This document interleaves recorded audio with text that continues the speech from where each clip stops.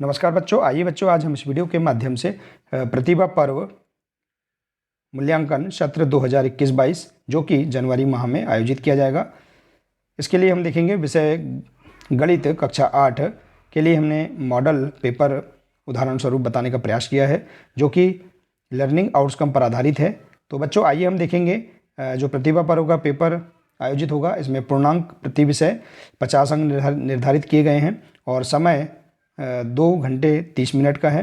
तो आइए हम देखेंगे कि प्रतिभा पर्व में जो प्रश्न हैं ये कहाँ से किस प्रकार के प्रश्न पूछे जा सकते हैं। आइए हम इनका अध्ययन करते हैं। देखिए बच्चों, प्रतिभा पर्व के लिए हम इन प्रश्नों का अध्ययन कर सकते हैं। देखिए ये प्रश्न हमें जो लर्निंग आउटकम पर आधारित लर्निंग गैप सामग्री के अंतर्गत जो ब्रिज कोर्स की जो पुस्तकें विषयवार प्रदान की गई हैं उनके हम वर्कशीट के अंत में जो आकलन वर्कशीट दी गई हैं इनमें जो दिए गए प्रश्न हैं हम इनका अध्ययन करके प्रतिभा पर्व की तैयारी बहुत ही अच्छे से कर सकते हैं। तो आइए देखते हैं गणित विषय कक्षा 8 की वर्कशीट 48 देखिए जिसमें दिया है आकलन 8 त्रिभुज के प्रकार एवं सर्वांग समता की समझ के लिए। देखिए पेज नंबर है 50, इसका आप अध्ययन कर सकते हैं। आइए देखते हैं इनके महत्वपूर्ण प्रश्नों को हम जानेंगे। देखिए प्रत्येक आकृति में x का मान ज्ञात कीजिए। देखिए यहाँ पर आकृति दी गई है, इनमें हम x का मान इस प्रकार से ज्ञात कर सकते हैं। यदि दो कोण के मान दिए हैं तो हम तीसरा कोण जिसमें x का मान हम ज्ञात कर सकते हैं। देखिए x बराबर 60 धन 60 धन। देखिए हम x का मान ज्ञात करने के लिए त्रिभुज के तीनों कोणों का योग कितना होता है 180 अंश होता है। तो कोण A धन कोण B धन कोण C बराबर 180 अंश। इस प्रकार के हम सूत्र के माध्यम से भी हम x का मान ज्ञात कर सकते हैं। ठीक है, तो देखिए यहाँ पर दो कोण 60-60 अंश के हैं तो तीसरा कोण भी क्या होगा 60 अंश का होगा। तो इस प्रकार से हम x का मान यहाँ बता सकते हैं।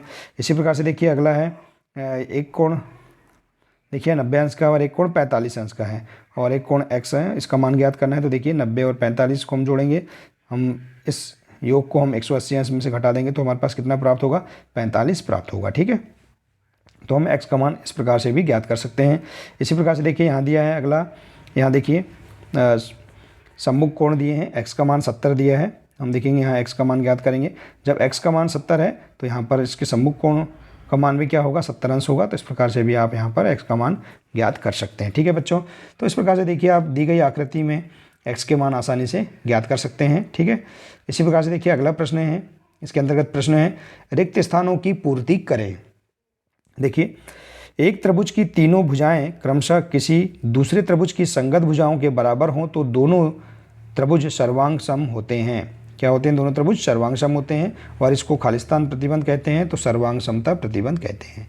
ठीक है बच्चों, इसी प्रकार से देखिए खालिस्तान प्रतिबंध के अंतर्गत एक त्रिभुज की दो भुजाएं और उनके अंतर्गत कोण दूसरे त्रिभुज की संगत भुजाओं और उनके अंतः कोणों के बराबर हों तो ये त्रिभुज खालिस्तान होंगे, सर्वांग सम होंगे। और देखिए सर्वांग सम प्रतिबंध के अंतर्गत। ठीक है, तो इस प्रकार से आप रिक्त स्थान वाले प्रश्नों का अध्ययन कर सकते हैं। आइए इसी प्रकार से देखते हैं अगला प्रश्न, कोण भुजा कोण सर्वांग समता प्रतिबंध को लिखिए। तो देखिए कोण भुजा कोण सर्वांग समता प्रतिबंध क्या है। कोण भुजा कोण सर्वांग समता प्रतिबंध के अंतर्गत दोनों त्रिभुज कैसे होते हैं सर्वांग सम होंगे। ठीक है, और ठीक है बच्चों, तो इस प्रकार से आप इसे बता सकते हैं। इसी प्रकार से देखिए अगला प्रश्न है निम्न आकृतियों में दो समान आकृतियों को पहचान कर लिखिए। देखिए यहाँ पर आकृति दी गई हैं, देखिए इनमें दो समान आकृतियों को पहचानना है। तो देखिए कोण A और कोण D वाली जो आकृति है, देखिए A और D वाली आकृति समान है क्योंकि इसमें दोनों कोण 100-100 अंश के हैं। तो इस प्रकार से हम यहाँ समान आकृति की पहचान कर सकते हैं। ठीक है बच्चों, तो देखिए इस प्रकार से आप आकलन 8 इससे संबंधित जो प्रश्न हैं यहाँ पर दिए गए हैं इनका आप अध्ययन कर सकते हैं। आइए इसी प्रकार से देखते हैं अगला स्व आकलन। देखिए अगला आकलन 9 दिया है जिसमें वर्कशीट है 54। देखिए पेज नंबर है, देखिए तो हम देखेंगे इसमें जो प्रश्न दिए हैं इनका हम अध्ययन कर लेते हैं। इसी के अंतर्गत प्रतिभा पर्व में प्रश्न पूछे जा सकते हैं। देखिए निम्न आकृतियों का अनुमानित क्षेत्रफल ज्ञात करिए।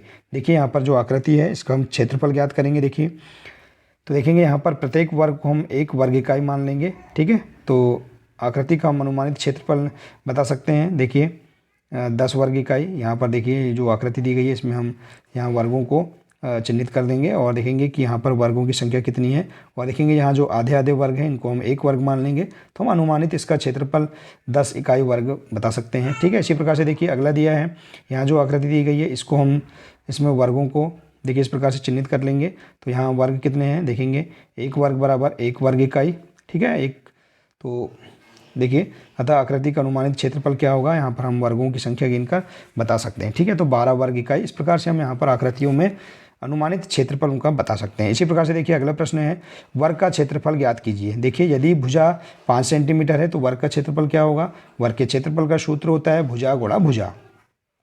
तो देखिए हम एक भुजा की माप यदि 5 सेंटीमीटर है तो उसका क्षेत्रफल क्या होगा, 5 गुणा 5 बराबर 5 25 वर्ग सेंटीमीटर। इसी प्रकार से देखिए इसी प्रकार से यहाँ दिया है, यदि एक भुजा की माप 6.2 सेंटीमीटर है तो इसका वर्ग का क्षेत्रफल क्या होगा। देखिए भुजा गुणा भुजा, 6.2 सेंटीमीटर गुणा 6.2 सेंटीमीटर बराबर हम गुणा करेंगे तो क्या प्राप्त होगा हमें, 38.4 वर्ग सेंटीमीटर, ठीक है बच्चों। तो इस प्रकार से आप किसी भी यदि भुजा की माप अगर दी गई है तो हम वर्ग का क्षेत्रफल आसानी से सूत्र के माध्यम से ज्ञात कर सकते हैं। इसी प्रकार से दिया है अगला, देखिए आयत का क्षेत्रफल ज्ञात कीजिए। तो देखिए तो देखिए बच्चों इसी प्रकार से हम आयत का क्षेत्रफल ज्ञात कर सकते हैं। यदि लंबाई हमारे पास 4 सेंटीमीटर है और चौड़ाई 3 सेंटीमीटर है तो हम आयत का क्षेत्रफल ज्ञात करेंगे। तो आयत के क्षेत्रफल का सूत्र होता है लंबाई गुणित चौड़ाई। तो हम 4 सेंटीमीटर गुणा 3 सेंटीमीटर हम इसका गुणा कर देंगे तो हमारे पास क्या प्राप्त होगा, क्षेत्रफल 12 वर्ग सेंटीमीटर। तो इसी प्रकार से हम अन्य लंबाई और चौड़ाई अगर दिया है तो हम आयत का क्षेत्रफल हम यहाँ पर आसानी से सूत्र के माध्यम से ज्ञात कर सकते हैं, ठीक है बच्चों। तो देखिए बच्चों इस प्रकार से आप यहाँ पर प्रतिभा पर्व के लिए इन आकलन वर्कशीटों के जो प्रश्नों का अध्ययन करके आप इनकी तैयारी बहुत ही सरल तरीके से कर सकते हैं और इन प्रश्नों को आप जान सकते हैं। इसी प्रकार के अन्य प्रश्न भी आप जान सकते हैं। देखिए तो इस प्रकार से हमने यहाँ पर इसे उदाहरण स्वरूप मॉडल पेपर के रूप में बताने का प्रयास किया है, ठीक है बच्चों। आप इनका अध्ययन कर लें। तो बच्चों देखिए इस प्रकार से यहाँ पर लर्निंग आउटकम पर आधारित प्रश्न प्रतिभा पर्व में पूछे जाएंगे। आप इस प्रकार के प्रश्नों का अध्ययन करके प्रतिभा पर्व की तैयारी बहुत ही अच्छे तरीके से कर सकते हैं। तो बच्चों आशा है कि आपको इसके अंतर्गत सभी प्रश्न समझ में आ गए होंगे, बहुत ही अच्छे लगे होंगे। बच्चों हम इसी प्रकार से नेक्स्ट वीडियो में मिलेंगे। आज के लिए सिर्फ इतना ही है। नमस्कार।